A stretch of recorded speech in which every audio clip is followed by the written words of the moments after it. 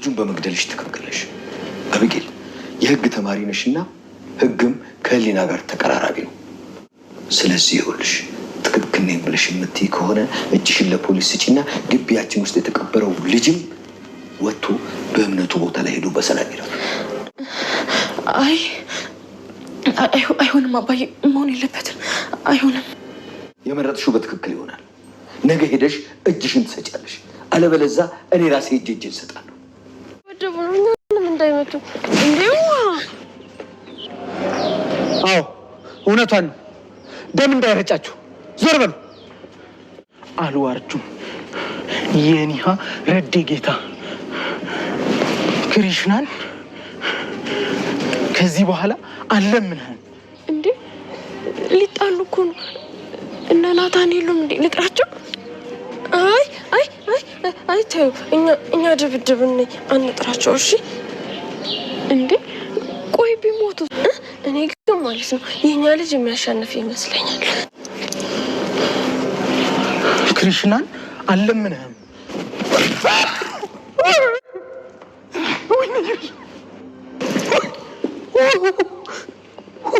ተደበደብኩ በል አንተ እንደዚህ ናልኩ በደንብ አትለውም ነበር እንዴ ኤቢ ከዚህ በላይማ በእጄ ይጠፋል እኛ በእጃችን ደም የለም ለጥላቴ ማልመኝሽ እንኳን ለኔ ምን ማለት ነው ይኸውልሽ እንዲያውም ዱላ ጠምቶኛል ከትክቸ ጥልልሻለሁ ስጠራሽ ትመጫለሽ ዳጣና ናታን የሚገርም የፍቅር ጨዋታ ውስጥ ነው የሚገኙት እንግዲህ ከረጅም ጊዜ በኋላ ዳጣና ናታን እንደምታወቀው በጣም አሪፍ የፍቅር ሪሌሽን ውስጥ ነው የሚገኙት አብጌል በመካከላቸው ብዙ ነገሮችን ብታደርግም ብዙ ነገሮችን ለማለያየት የምትችለውን ሌትም ቀን ተግታ ብትሰራም ግን አልተሳካላትም እነሱ ደግሞ በቅን ልቦና በንጹህ ህሊና የራሳቸውን የፍቅር ህይወት እያጓጓዙ ነው የሚገኙት በዚህም እንግዲህ ደስተኞች ናቸው ናታንም በጣም ደስ ብሎታል መጀመሪያ ላይ እንግዲህ ክፍሉ መስዋዕትነት ታውቃላችሁ ብዙ ነገሮችን ሞክሮ በቃ ይደከመኝ እስከማለት ደርሶ ነበር ግን ከብዙ ትግል በኋላ እንግዲህ ዳጣን ራሱ አድርጓታል አሁን ላይ እንግዲህ በፊት ዳጣ የሆነ ፍራቱም ያው ሁሉ ነገሩ ስለነበረ ፈራ ተባያለች ነበር ከሱ ጋር ራሱ የነበራት ግንኙነት አሁን ግን በጣም ደስ በሚል ሁኔታ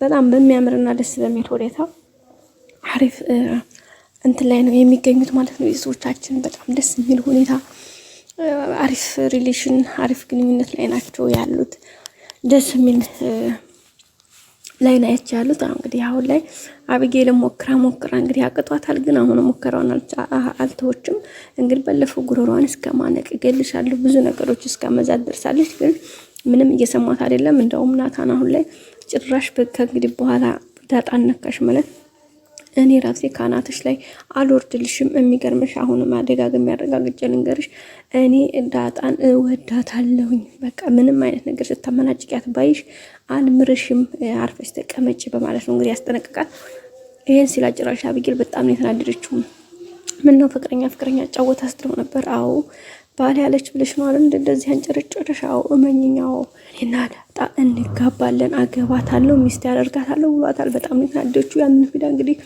ያው እንደለመድባት ለዛችሁ ለናቷ ለወይዘሮ ማርታ ተናግራለች ማርታም እንግዲህ ያው ምንም ማድረግ አልችልም የራስሽን ቻንስ መጠቀም ባለብሽ አልተጠቀምሽም ወንድ ልጅ ደግሞ ምኑን አይቶ እንደሚወድ አይታወቅም ምንም ያክል አንቺ ብትወጁም እሱ ለራሱ ካልወደደሽ ከባድ ነው በተለይ ወንድ ልጅ ደግሞ ትግስትሽን መረጋጋትሽን ነው የሚያው ስለዚህ ዝም ብለሽ አትንጨርጨሪ ነበር ያለቻት ቀድማ አሁንም እንግዲህ እንደዛ ነው ሆኖ ማለት ነው እንግዲህ ወይዘሮ ማርታም ለዚህ ሁሉ ልጅ እንደዛ አይነት አደጋ ውስጥ እንድትገባ አርጁ ላይ እንደዛ ያርጁ ጓደኛው በቃ ያንን አደጋ ለማድረስም የተገደደችው እንግዲህ በናታንና በዳጣ ምክንያት ነው አንዱ ምክንያት እነሱ ናቸው ምክንያቱም የነሱ መዋደድ የነሱ መፋቀር ለሷ ጥሩ ስሜት ስላልሰጣት ነው በጣም እያለች እንግዲህ ወይዘሮ ማርታ አቶ ደረጀ ስትነግረው ነበር አቶ ደረጀም እንግዲህ አይ እነሱ ከሆነ ዳጣ እኮ ገና ብዙ የሚጠብቃት ስራ አለባት ወይም ደግሞ ገና የህይወት ብዙ ፈተናዎች አሉባት ይሄን ነገር አታደርግም ነበር ያለው እንግዲህ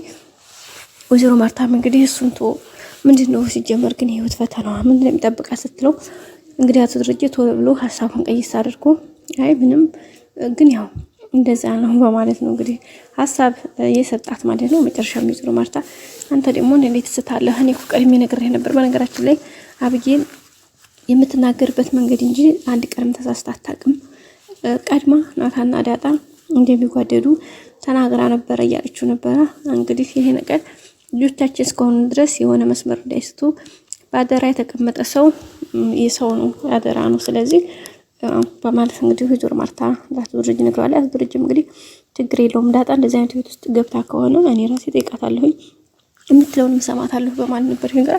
ወይዘሮ ማርታም እንዴ ምን ሆነህ ነው አንተ? ቆይ ምን ብለው ጠይቃት ተፋቅራችኋል ብለህ ሲቀጥል ይሄ እኮ የልጅ ጨዋታ ነው። ሲቀጥል ደግሞ ብትላቸውስ የሚነግሩ ይመስልሃል እንዴ? ምን አስበህ ነው እያለችው ነበረ።